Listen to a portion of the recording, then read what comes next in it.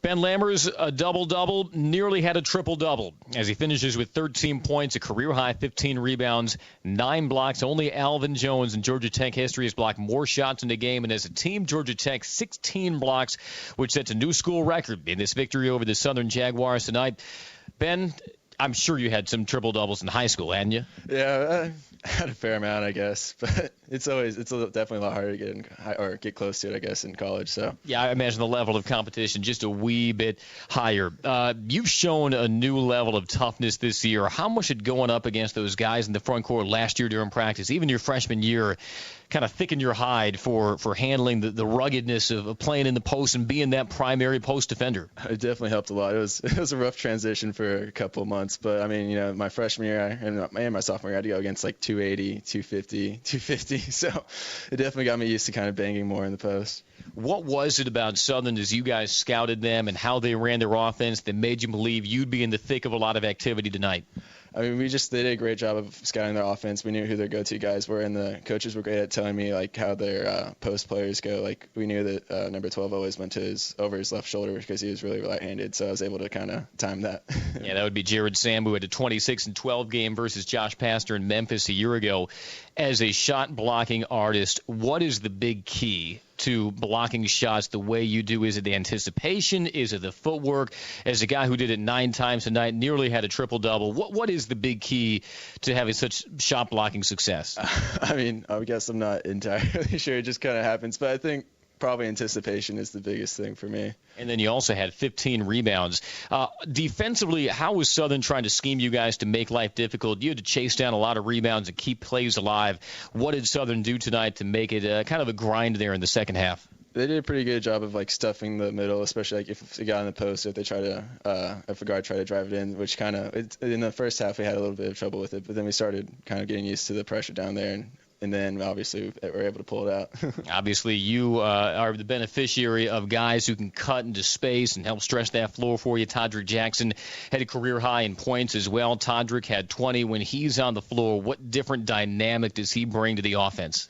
He's great because he's such a threat driving, so it makes my job a lot easier because they have to focus on him, so they can't really double team, or if they do, it's an easy pass to Todrick. And when Todrick drives, all I have to do is go into the opposite side, and I either get a rebound or he can just toss it up to me.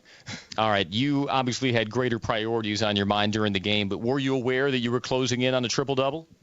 Not really. I mean, I knew I had a lot of blocks, but I didn't know how many until I think my teammates told me with 3 or 4 minutes left. So it was a little bit of pressure at that point, but if it happens, it happens, I guess. Thought you might get number 10, but they whistled you for the foul instead. What was your all-time high in block shots growing up? 17, 18, I think. Oh, so this would be just a mild night for you back in the day, but nonetheless, 9 blocks to go along with a career-high 15 rebounds, 13 points, nearly became the first Yellow Jacket since Amon Shumpert, and before him, Kenny Anderson, to log a triple-double. In Georgia Tech history, you would have been the first guy to have a block, rebound, point triple-double, but I think 13, 15, and 9, that post-game meal will taste pretty good. Ben, we appreciate the time. Thanks so much. Thank you. All right, thank you very much. The victorious head coach of the Yellow Jackets tonight. And Coach, it bears repeating, this was an NCAA tournament team you faced from a year ago in Southern and got out to that 16-point halftime lead, fended off the charge that you anticipated would come from an NCAA tournament participant.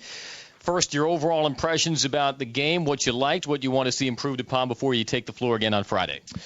We got to make some free throws. I love the fact that we shot 31 attempts, 17 we made, and our goal is to make more than the opponent actually attempts.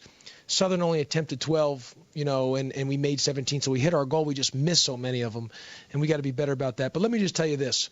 This is my 8th year as a head coach, and I was an assistant at Memphis with Coach Calipari, and before that I was an assistant at Arizona with Coach Lute Olson, and before that I was a player at the University of Arizona. So I've been around a lot of good players and seen a lot of high-level basketball. Tonight, maybe the best I've seen somebody save a team in 50-50 balls was Ben Lammers. He was as good as I've seen on coming up with multiple effort plays. I call it 50-50 balls, and the stats don't lie. He was 6 wins to 0 losses in 50-50 balls. Ben Lammers was terrific. The only other guy that I remember that did something like that was DJ Steffens. for me at Memphis, where you just make multiple effort plays that just some of them don't even show up in the box score. So got to give Ben Lammers a lot of credit. We guarded well for the most part. Again, we just got hurt on the glass, but they missed so many shots. But we've got to keep improving. We were better defensive rebounding, even though the numbers didn't show it. We were better today, but we still have got to improve in that area. I like the fact that we had a positive assist to turnover ratio. Didn't have enough field goals assisted. I thought we played a little bit. We gave the ball a headache too many times, and that's why our assists weren't higher. But I like the fact the second half we only had 3 turnovers. We sat here on Friday, and you said you wanted your team's pace to get quicker.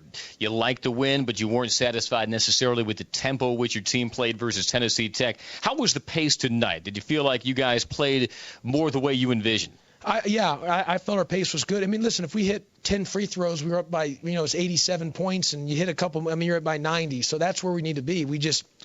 Our pace was much better, our tempo was much better, and we just didn't make the free throws. And if we did, then what happens is you're up by 90. You get to the 90-point mark, or at least over 80. So the other thing I would tell you is Corey Hayward hit 2 big 3-pointers, but his feet were set. He got it in rhythm, and we were able to penetrate and find him. He's a good shooter when his feet are set and he was left there. And we've got to be able to hit, make those shots. Q's, he's got to be able to not take contested threes. When he's contested, he's got to give that one more, as I like to say it, and keep the thing moving. And it's the same thing with Quentin. He's got to be able to get his 3-point shots based from, like Corey did. We're our best when we're 3-point shooting, when we're penetrating, kicking, one more, and our feet are set. You didn't have Todrick Jackson on Friday. You got him today, and boy, did he deliver. A career-high 20 points for him. He was active. He was getting to the rim. When you have a Todrick Jackson on the floor like that and being able to slash and get inside the paint the way you want, how does that change the floor space for you guys? How does that make you guys a better team?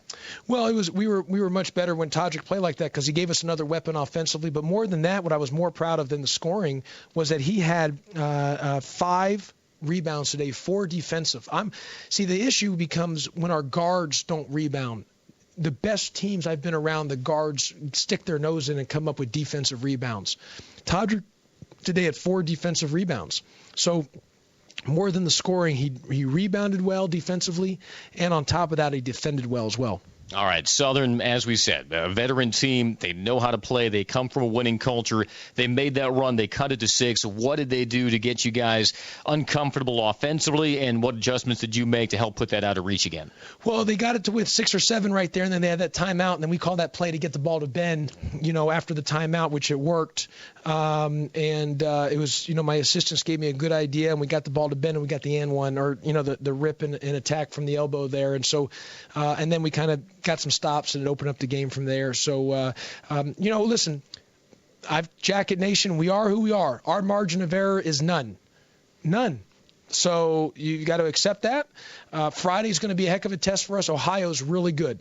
Really, really good. Let me tell you about Ohio. Their point guard is excellent. One of the best in the nation in assists per game last year. Excellent. He's good enough to play in the ACC. Their big men's the returning player of the year in the conference, and they got a transfer from Michigan State that can flat out shoot the ball. Ohio's are going to be a high-level team. We'll be really tested on Friday. They're as good of a team as we'll play in our non-conference possibly. So we're going to have to play great on Friday. And like I said, Jacket Nation, I love our group. They're fighting. They're playing the right way for the most part. But we are a team that's possession by possession. Our margin of error is slim, like I said, is none.